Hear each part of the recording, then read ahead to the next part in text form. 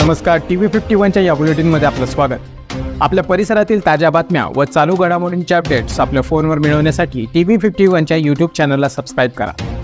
बातम्यांचे नोटिफिकेशन्स मिळवण्यासाठी बेल आयकॉनवर क्लिक करायला विसरू नका.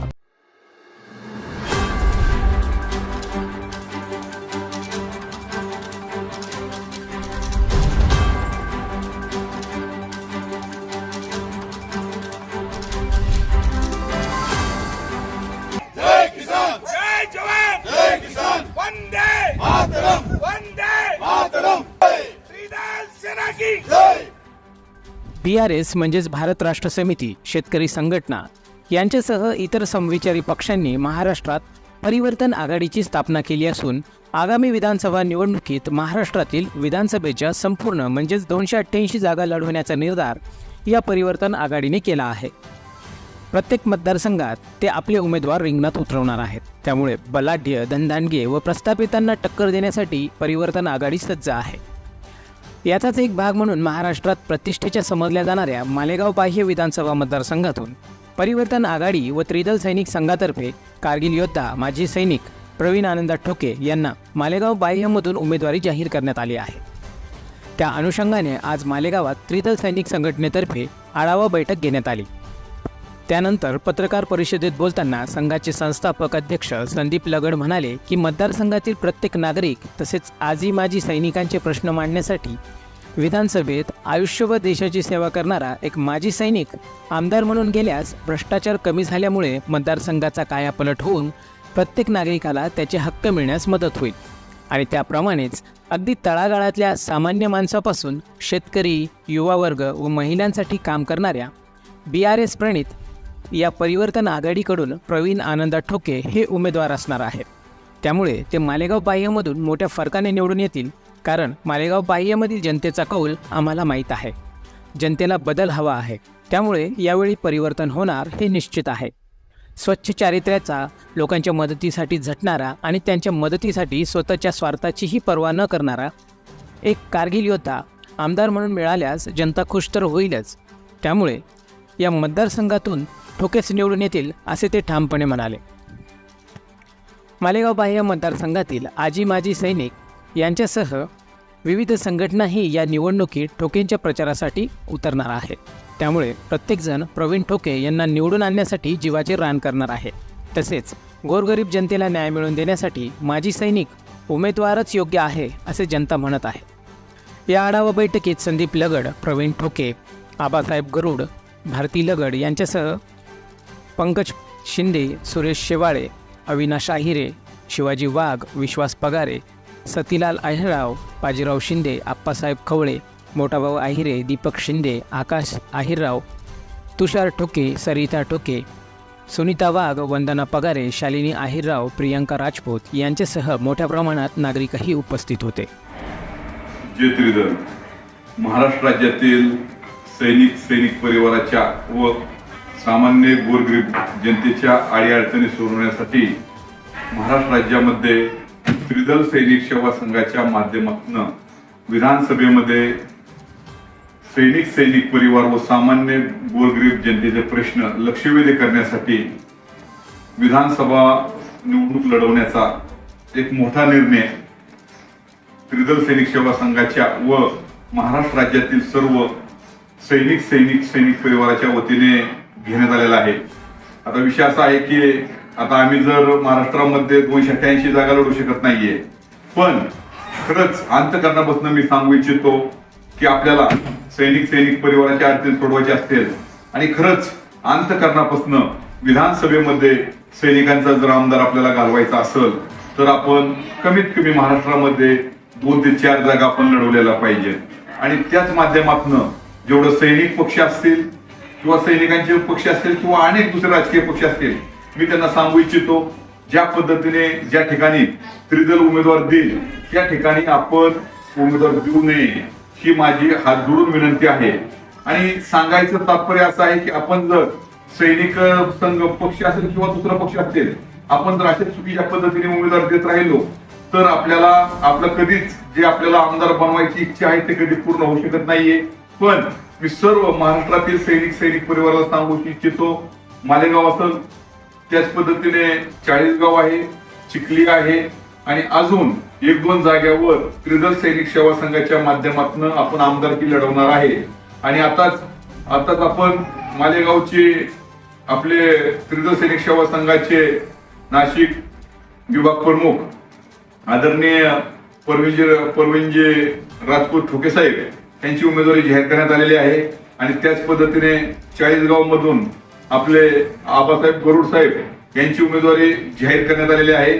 आता चिखली असेल त्याच पद्धतीने अजून जास्तीत जास्त 2 मतदारसंघ. आपला विचार असा आहे की कमीत कमी महाराष्ट्रातनं सैनिक परिवारच्या अडचणी सोडून 4 आमदार जाहीर करावा, असं माझी इच्छा नव्हती.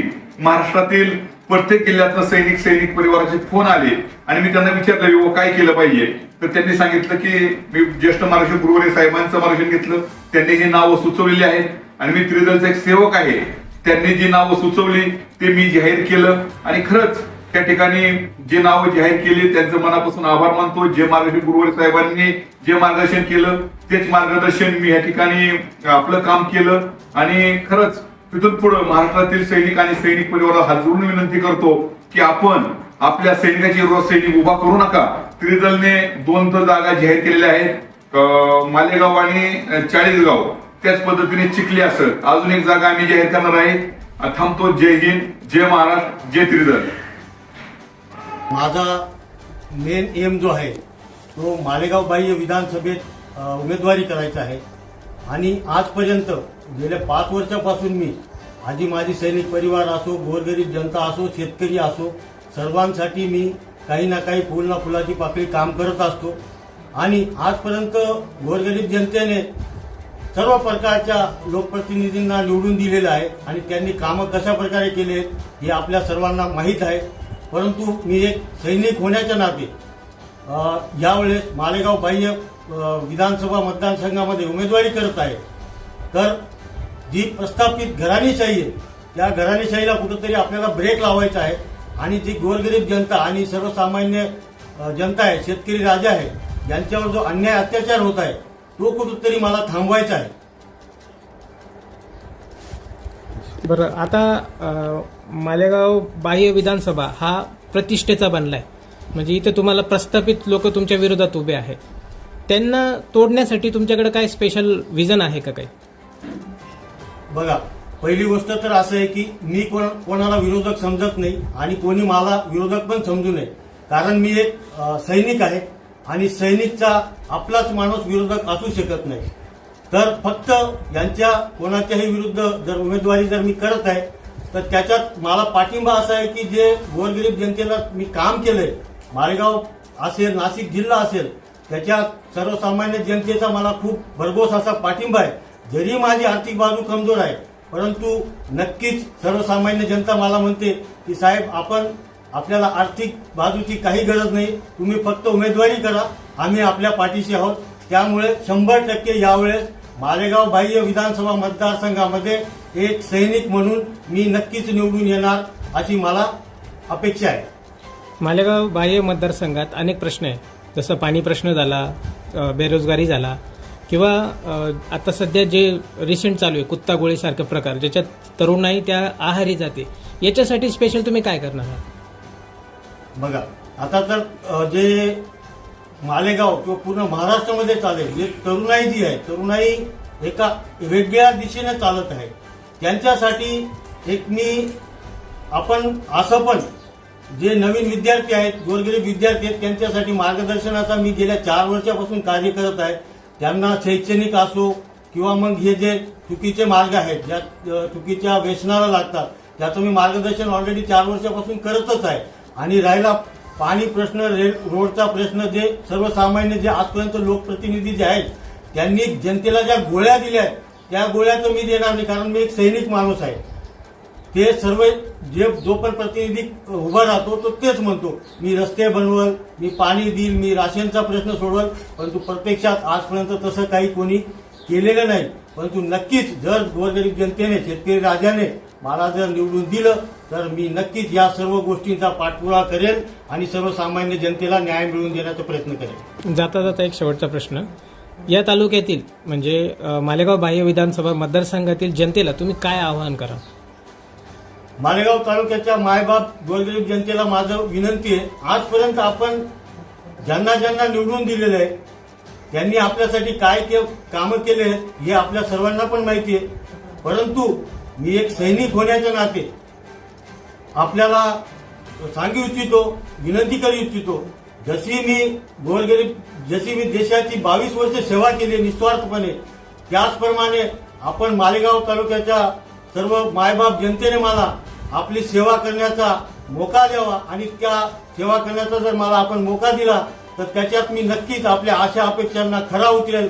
म्हणून मी आपल्या सर्व मालेगाव तालुक्यातील मायबाप जनतेला विनंती करतो की माझ्याकडे एक सैनिक म्हणून पाहावे आणि मला जास्तीत जास्त मतदान देऊन निवडून आणण्याचा प्रयत्न करावा.